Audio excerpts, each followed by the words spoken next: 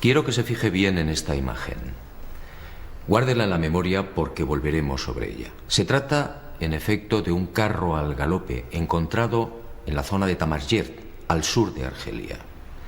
Una pintura como otras que iremos viendo, que guarda una estrecha relación con la historia que quiero contarle.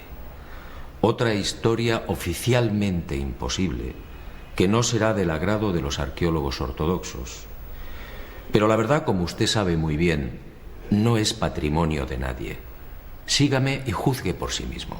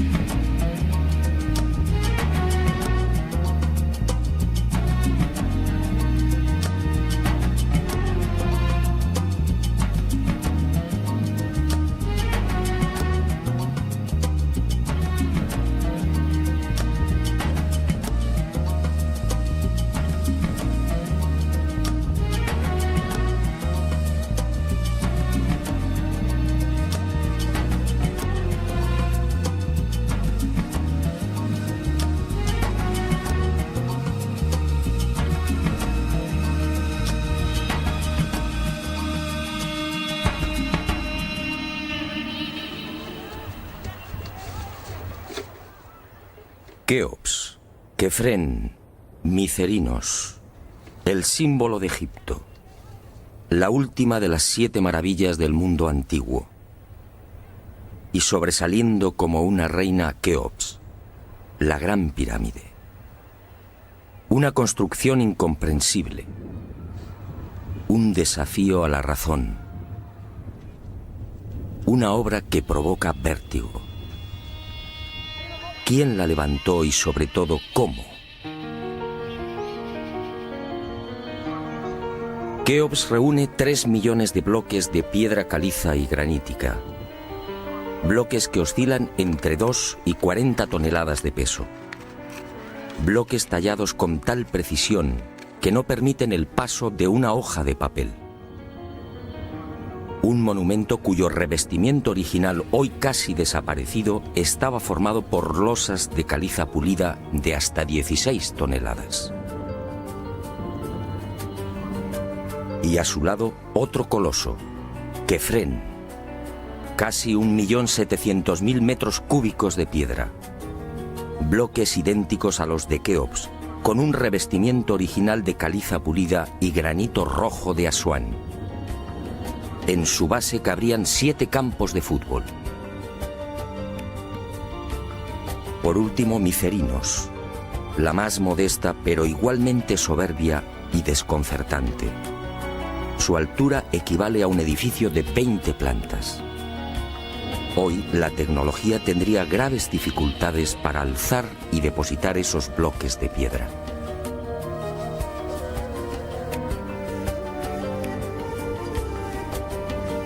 A la vista de estas mareantes cifras, el mundo se pregunta, ¿cómo lo hicieron? Para la arqueología oficial no hay duda. Las pirámides de Giza fueron obra de los faraones y se levantaron hace 4.600 años. Los bloques fueron trasladados desde las vecinas canteras de Tura y Mohatan, a escasos kilómetros del Cairo, y encajados en los respectivos monumentos mediante el uso de gigantescas rampas. Rampas, dice la arqueología, por las que miles de obreros empujaban los bloques con el auxilio de rodillos de madera.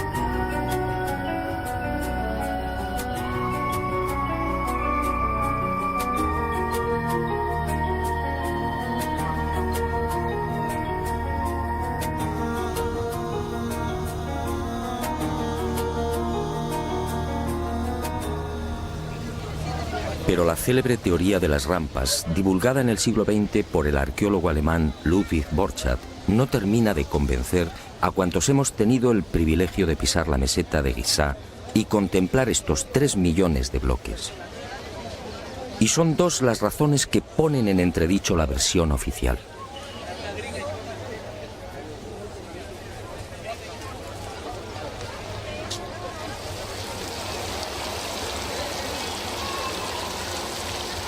Según los arqueólogos, la Gran Pirámide fue construida por Keops, el faraón que reinó entre los años 2590 y 2567 a.C.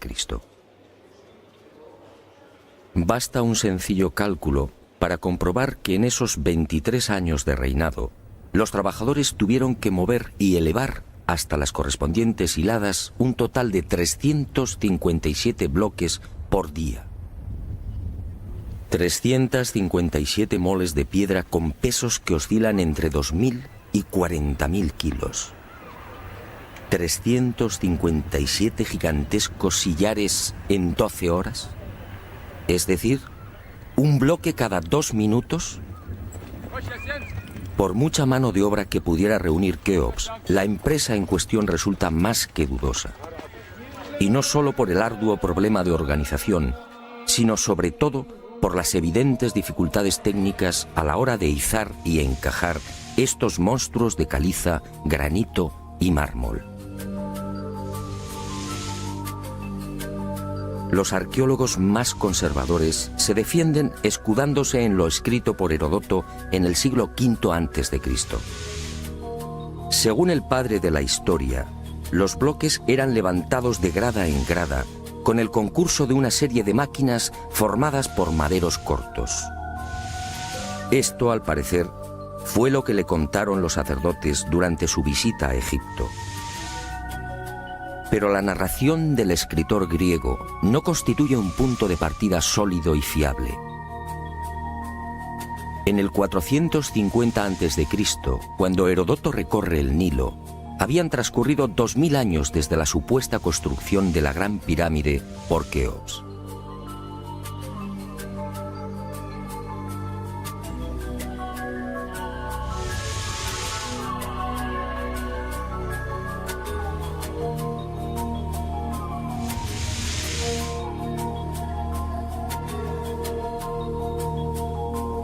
Heródoto no menciona las rampas, ni se atreve tampoco con el espinoso problema de los 357 bloques por día. Heródoto cuenta lo que le contaron. ¿Es esto una prueba científica para determinar cómo y cuándo se levantó la Gran Pirámide?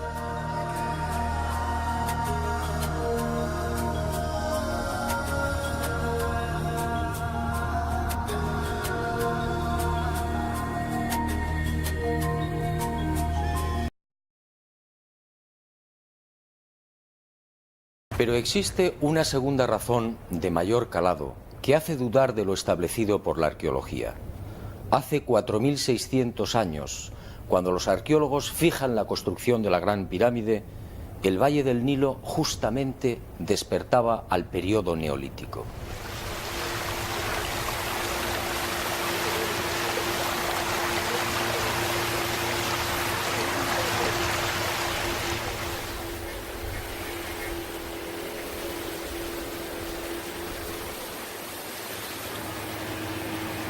En otras palabras, tanto en el sur, en el Alto Egipto, como en las regiones del Fayum y del delta occidental, los habitantes malvivían en chozas de juncos y adobe. Se hallaban todavía en la edad de piedra, con un precario desarrollo agrícola y un incipiente pastoreo. Sus herramientas eran groseras, basadas principalmente en la industria lítica. Sería 3 siglos después, hacia el 2300 a.C., cuando estos pueblos entrarían en la Edad del Bronce. Y surge la primera gran contradicción. Si Egipto cambia la piedra por el bronce en el 2300 a.C. aproximadamente, ¿cómo pudieron levantar la Gran Pirámide 300 años antes? ¿Con qué herramientas? ¿Con qué clase de conocimientos? ¿Cómo explicar semejante salto cualitativo?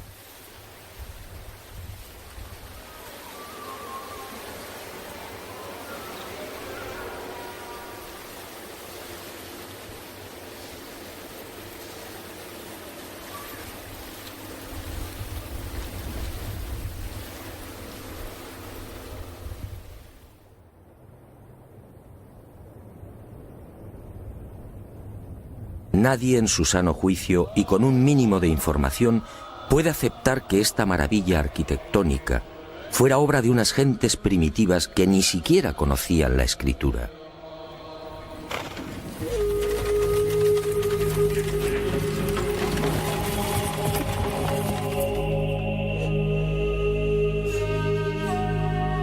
El testimonio de Heródoto, en efecto, deja mucho que desear.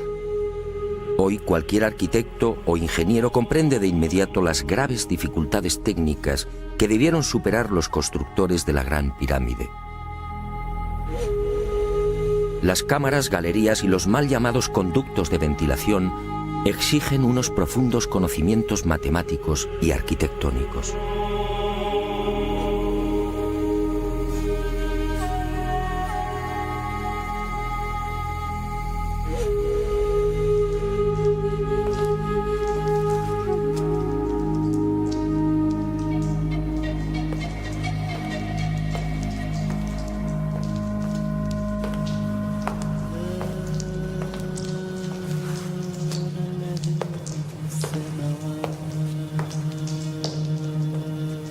Basta echar un vistazo a las toscas herramientas con las que, según los arqueólogos, se construyeron las pirámides para comprender que algo falla en esta historia.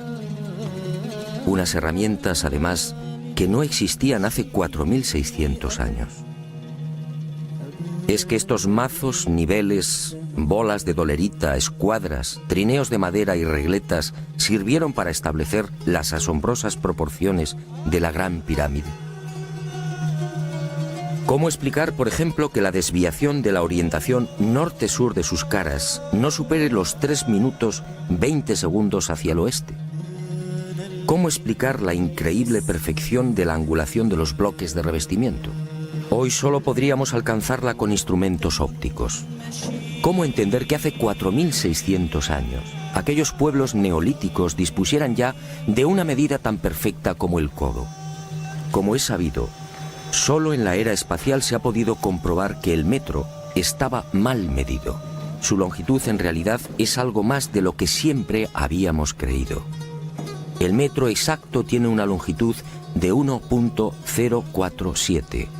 Pues bien, 2 codos egipcios equivalían exactamente a 1.047.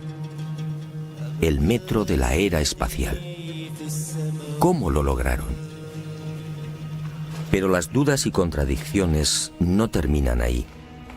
Hasta el día de hoy, nadie ha logrado explicar satisfactoriamente el sistema de iluminación utilizado a la hora de construir las pirámides.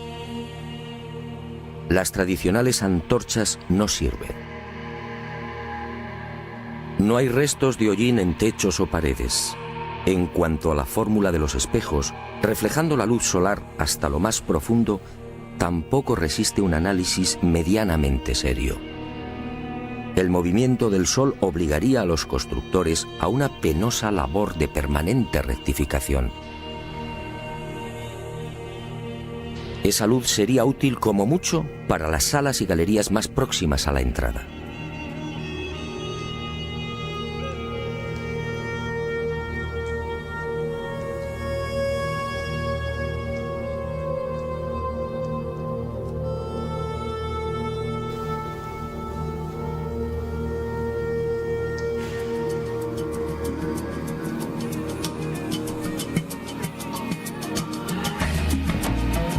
Las explicaciones de los arqueólogos tampoco convencen cuando alguien pregunta por el método utilizado para cortar los enormes bloques de granito. ¿Herramientas de cobre? Eso sería como intentar cortar una mesa de mármol con unas tijeras.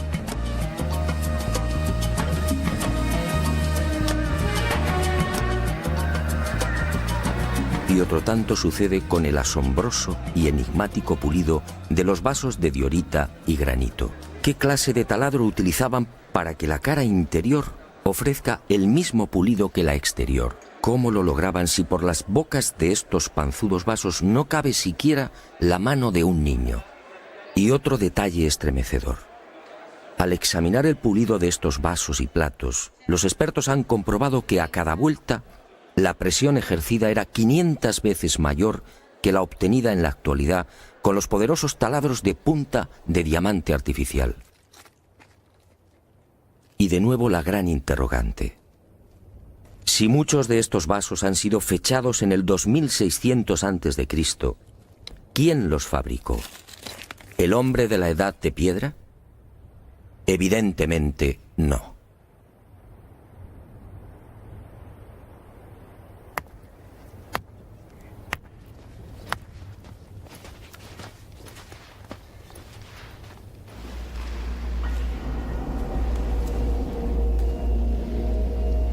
¿Y quién fue capaz de un pulido como el que presenta el supuesto sarcófago de la pirámide de Keops?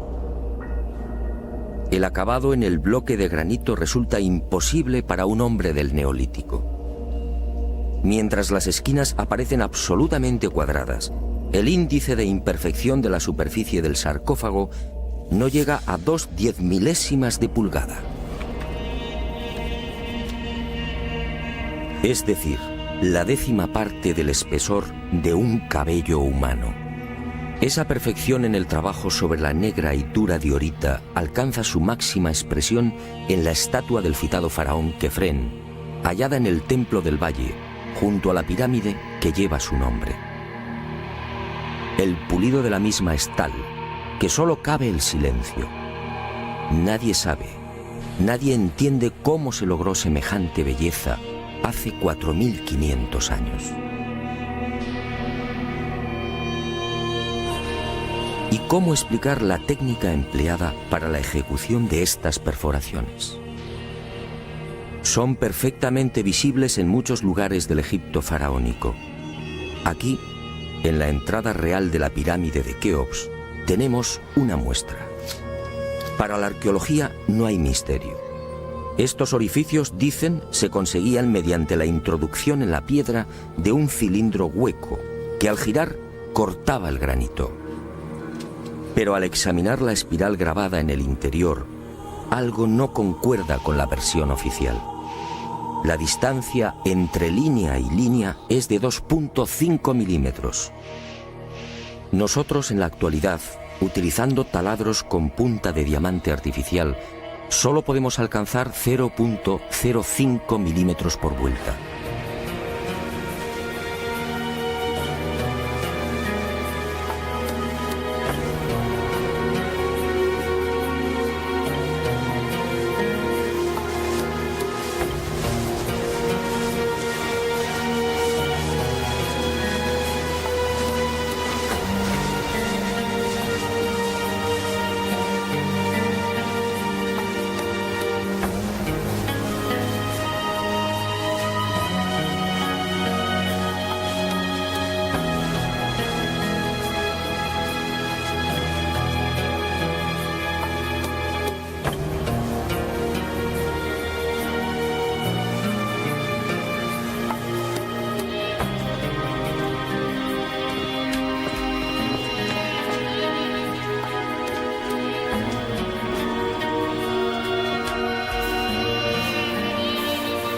cómo desarrollaban aquellos primitivos egipcios semejante presión y fuerza con un simple cilindro hueco.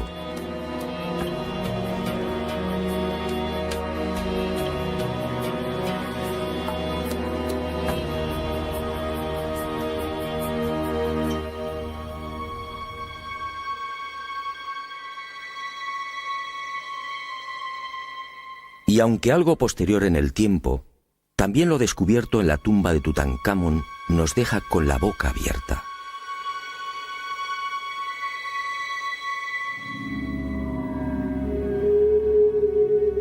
Cuchillos inoxidables, sandalias y manoplas de oro, una cama ergonómica, una cama con la parte de los pies más elevada, favoreciendo así la circulación sanguínea. ¿Cómo es posible hace 3.333 años? ¿De quién lo aprendieron?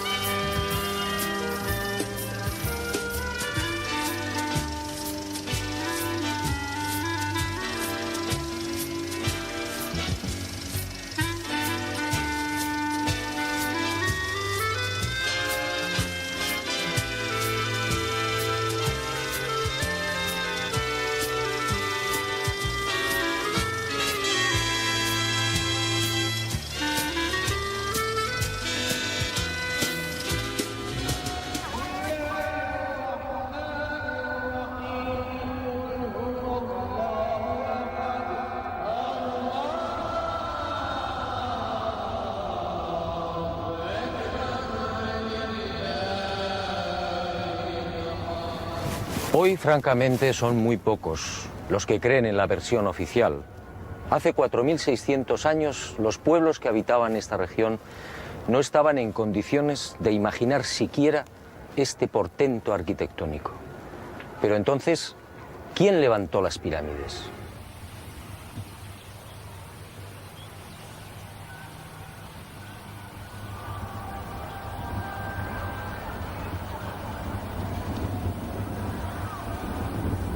Una primera pista aparece en esta estela de piedra.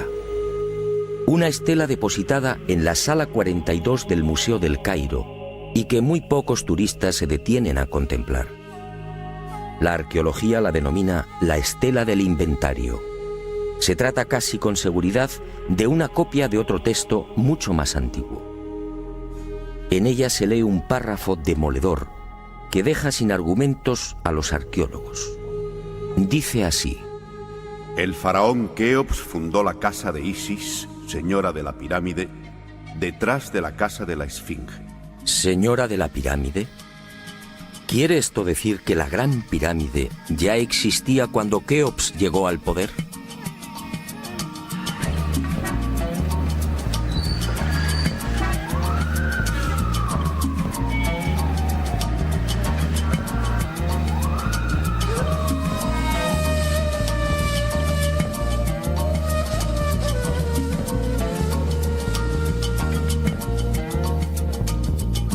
La segunda pista, mucho más espectacular, se encuentra a casi 3.000 kilómetros del Cairo.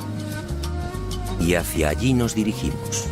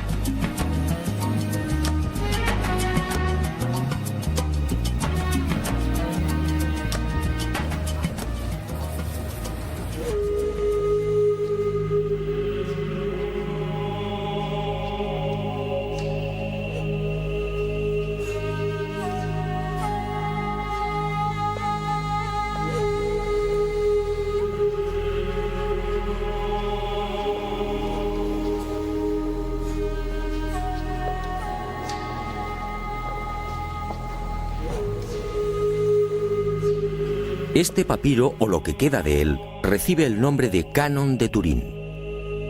Fue descubierto en 1822 por el viajero italiano Bernardino Drobetti en la antigua ciudad egipcia de Tebas. El propio Champollion lo tradujo, concediéndole una singular importancia.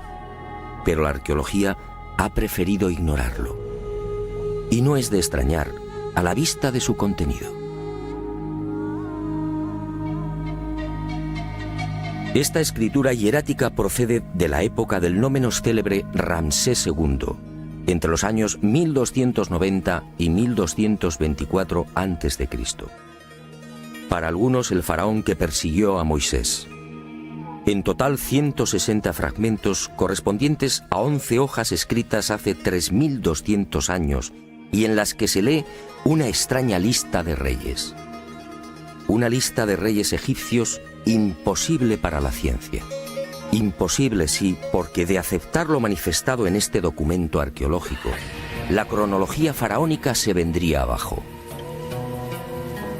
¿Y qué dice este papiro de 1,70 metros de longitud? Sencillamente que en un lejano pasado, Egipto fue gobernado por unos seres mitad hombres, mitad dioses, que recibían el nombre de Sen-Suhor, los compañeros de Horus. La lista de estos misteriosos reyes sitúa el primer gobierno en el Valle del Nilo, no durante el faraón Menes hace 5000 años como afirma la arqueología, sino mucho más atrás en el tiempo, concretamente hace 11.000 años. Esta desconcertante y revolucionaria lista de reyes aparece ratificada en buena medida por otra historia igualmente despreciada por los arqueólogos. Me refiero a lo escrito por Manetón en el 240 a.C. Este sumo sacerdote recibió el encargo del faraón Ptolomeo II Filadelfo de escribir la historia de Egipto desde sus comienzos. Manetón tuvo acceso a la documentación depositada en el templo de On, en Heliópolis, y cumplió el trabajo. En los escasos fragmentos que se conservan de su obra, en especial en los recopilados por Eusebio, puede leerse algo insólito que, como decía, coincide en lo básico con lo relatado en el Canon de Turín. Según Manetón, antes de Menes, el primer faraón de la primera dinastía, Egipto fue gobernado por unos semidioses y también durante miles de años. El sumo sacerdote greco-egipcio no habla de los Sen-Suhor, pero la casualidad es más que sospechosa. ¿Quiénes eran los Sen-Suhor? ¿Por qué los califican de semidioses?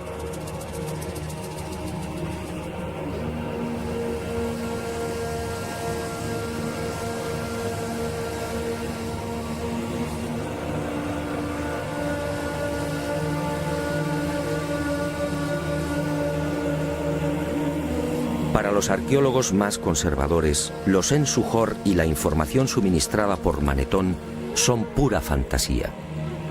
Y aparentemente tienen razón. Si Egipto fue gobernado hace 11.000 años, ¿dónde están las pruebas y los vestigios arqueológicos que deberían delatar a esas culturas? ¿O están ahí? ¿No será que la arqueología no los quiere ver?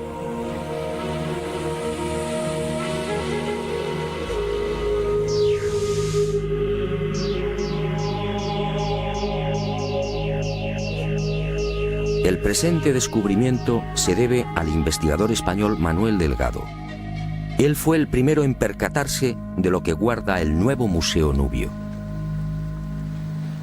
Todo un hallazgo que ofrecemos en primicia y que una vez más nos hace dudar de la cronología oficial. Este huevo de avestruz fue descubierto en la tumba 96 del cementerio 102 en Nubia por el arqueólogo inglés Cecil Malaby Firth. El hallazgo tuvo lugar en 1907, pero dada su naturaleza, fue silenciado. Alguien dibujó sobre él y lo depositó junto al cadáver. Evidentemente se trataba de un objeto muy querido por el difunto. En una de las superficies pueden apreciarse los dibujos de un avestruz y algunas plantas. En la opuesta, oh sorpresa, otra escena imposible: el curso del río Nilo y las siluetas de unas construcciones muy familiares: las 3 pirámides de la meseta de Giza. El hallazgo de este huevo de avestruz no tendría mayor importancia, de no ser por un pequeño gran detalle. Según los investigadores, los restos humanos de la citada tumba 96 se remontan a la cultura Nagada I, es decir, alrededor de 7000 años. 7000 años. Algo en efecto no cuadra. Si la arqueología afirma que las pirámides de Giza fueron levantadas hace 4600 años, ¿cómo es que aparecen dibujadas en una sepultura de hace 7000? Pero las pruebas que apuntan a un pasado mucho más remoto de lo que pretende la egiptología no terminan ahí. En 1991 volvió a encenderse la polémica. Esta vez el protagonista fue Abu el-Hol, el padre del terror, nombre dado por los naturales de la región a la mítica esfinge.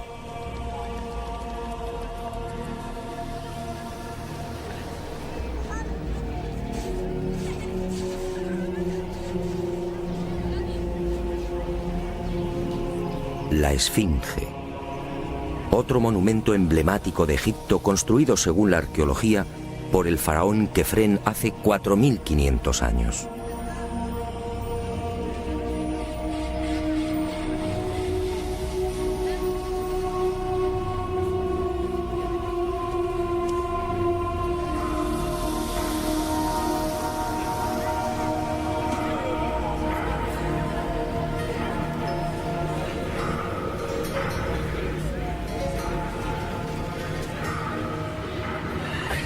Lo que hoy podemos contemplar tiene escasa relación con la estampa original.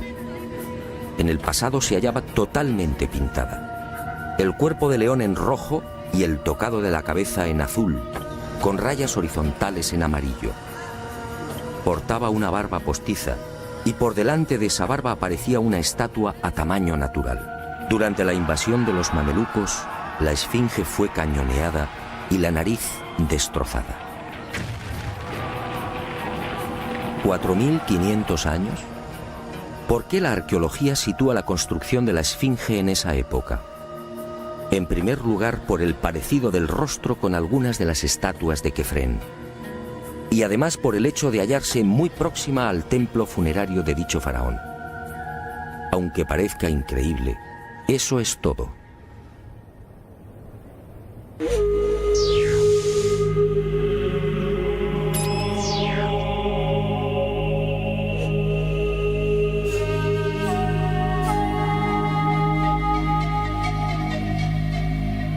Y en 1991, como decía, los arqueólogos fueron arrinconados de nuevo contra las cuerdas. Un equipo de la Universidad de Boston, dirigido por el geólogo Robert Scotch, dio a conocer un estudio que retrasaba la construcción de la esfinge en varios miles de años. Mediante la utilización de ondas sonoras y micrófonos especiales, los geólogos norteamericanos exploraron las rocas que forman parte de la esfinge. El resultado fue asombroso. La zona delantera del monumento y parte de las paredes del foso que la rodea presentan una erosión de 2 metros de profundidad, provocada por las lluvias. En la época de Kefren, supuesto constructor de la esfinge, esta región era un desierto. La única explicación a esa erosión acuática hay que buscarla en un clima especialmente húmedo, entre el 5000 y el 7000 a.C. Casi mágicamente hemos llegado a un punto que ya fue contemplado en uno de los anteriores capítulos de este planeta encantado. ¿Recuerda?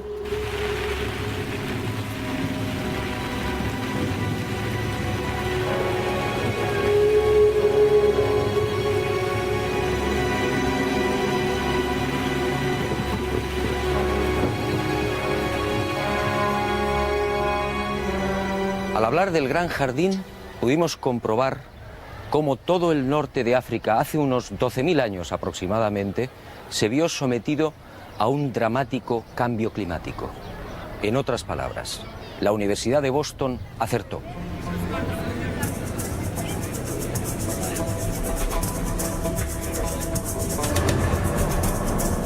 Fue a partir de esa época, hace ahora unos 8000 años, cuando los monzones perdieron fuerza y el Sáhara entró en un lento pero progresivo proceso de desertización.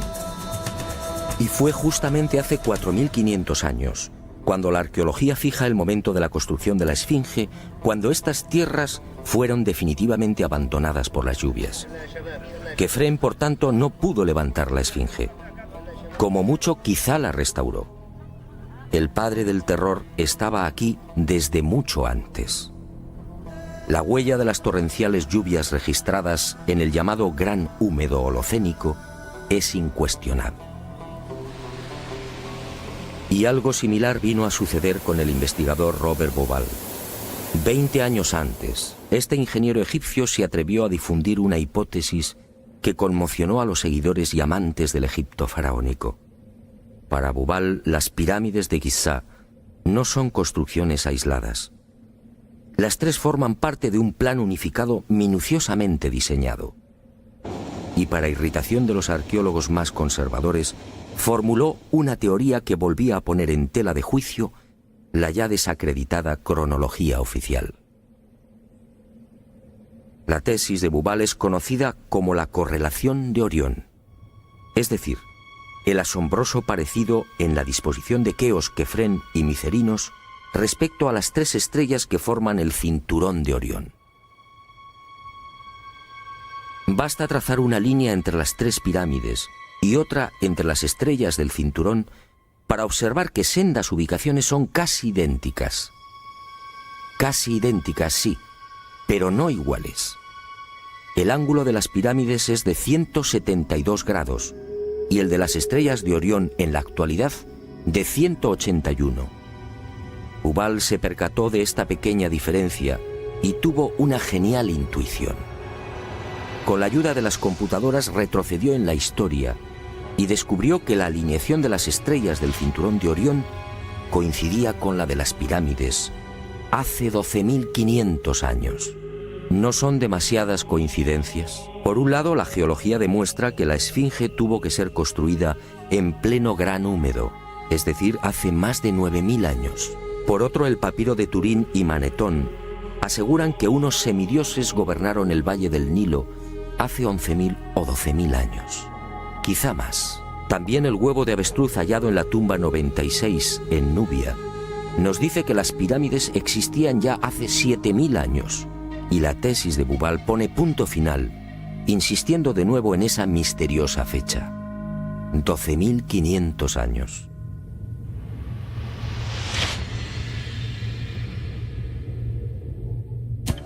Si tres indicios constituyen una prueba, ¿qué podemos pensar cuando al menos se contabilizan 5? 5 indicios, sí, de momento.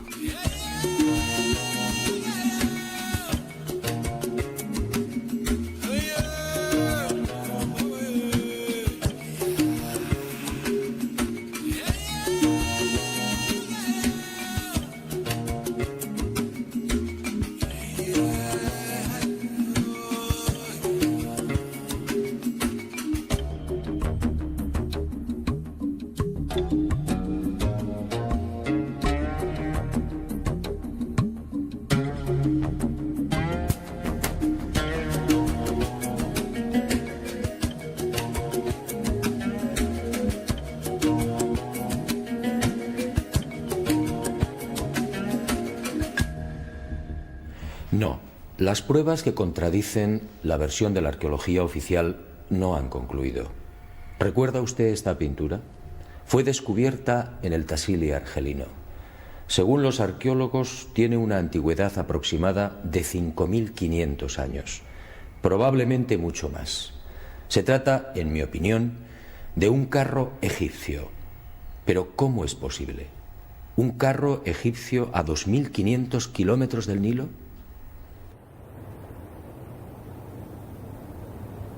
¿Un carro egipcio antes de que existiera Egipto?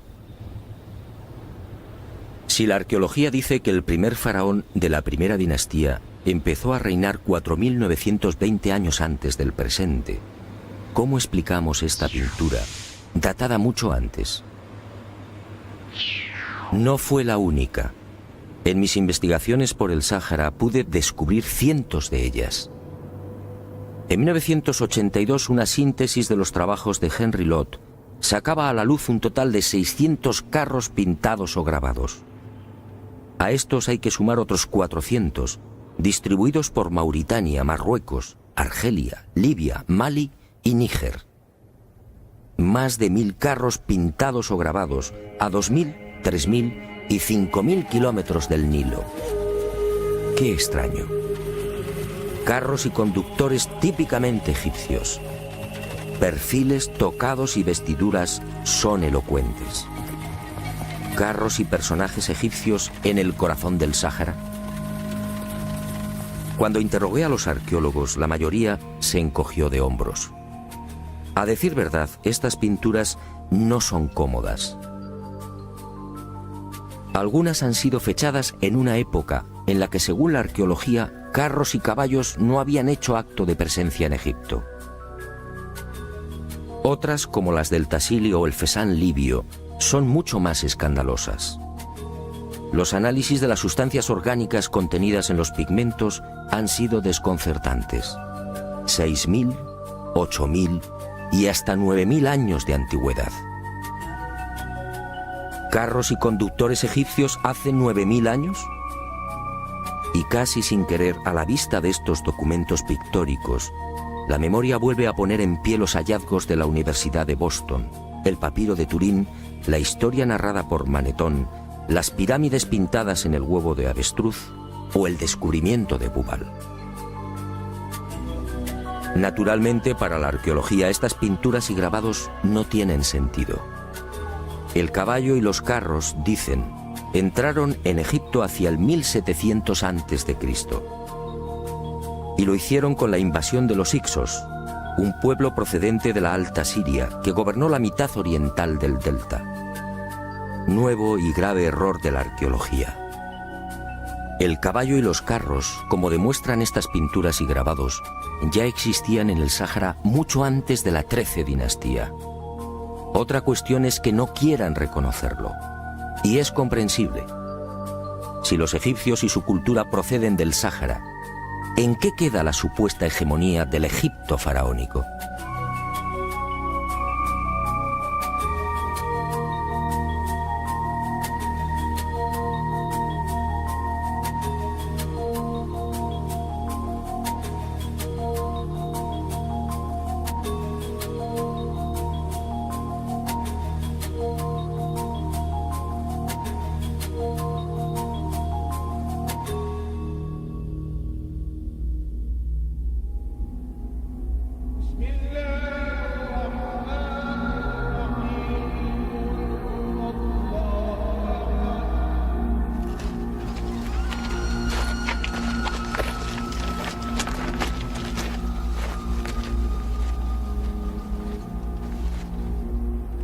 Pero las imposibles pinturas egipcias en el Sáhara, a 2500 kilómetros del Nilo, no se limitan a carros al galope. Otras, para desconcierto e irritación de la arqueología, presentan escenas muy diferentes. Ofrendas. Personajes adornados con el ureus, la serpiente sagrada sobre las cabezas. Barcas igualmente egipcias. Vestimentas similares a las que lucen faraones y sacerdotes. Individuos de perfil al más puro estilo egipcio. Pinturas todas ellas muy anteriores al Egipto faraónico.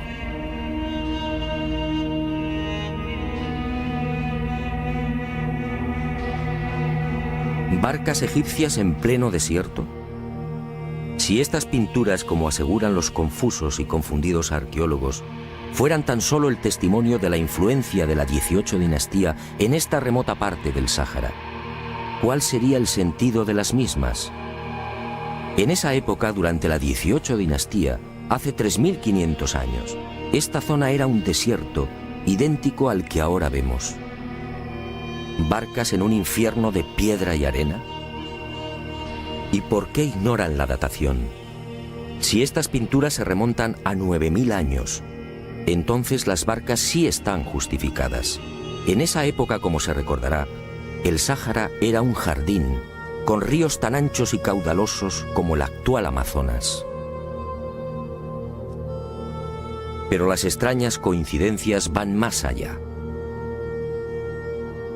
En esta tumba, a lo largo de más de 120 metros, hace 3100 años, Ramsés III mandó pintar lo que se conoce como el Libro de las Puertas, una especie de cartografía del más allá, una síntesis de la religión del inframundo, la religión del río infernal, la religión que partió del Sáhara y que posteriormente, con las migraciones, apareció entre los guanches, los íberos y los etruscos.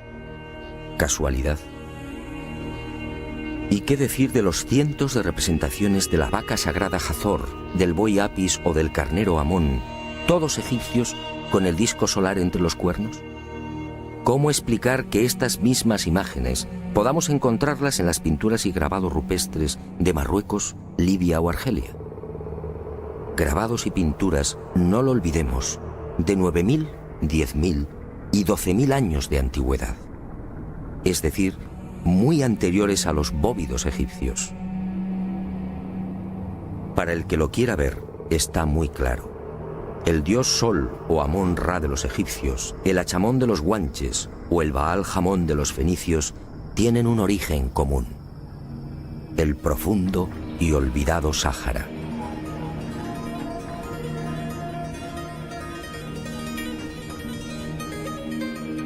Puede que Herodoto y Diodoro de Sicilia tuvieran razón. Egipto, el Egipto faraónico, fue obra de los dioses. Ha llegado el momento de ser valiente. Para mí, hace 9.000 o 10.000 años, quizá más, alguien no humano descendió en el gran jardín, en el Sáhara Azul, y puso en marcha una gran cultura. Una civilización intuida en una lengua, una religión y unas costumbres comunes.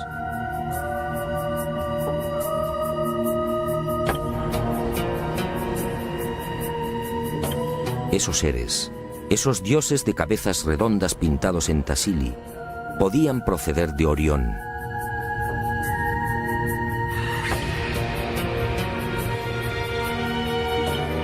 Y ellos, o sus descendientes, levantaron estas magníficas e imposibles construcciones.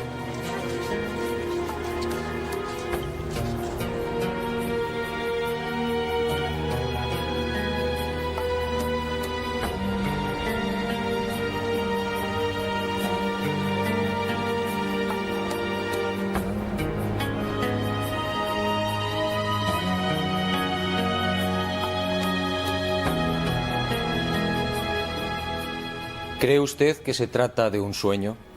Schopenhauer decía que toda verdad, al nacer, es ridiculizada y perseguida. Demos tiempo al tiempo. Algún día el hombre se verá obligado a escribir de nuevo la historia.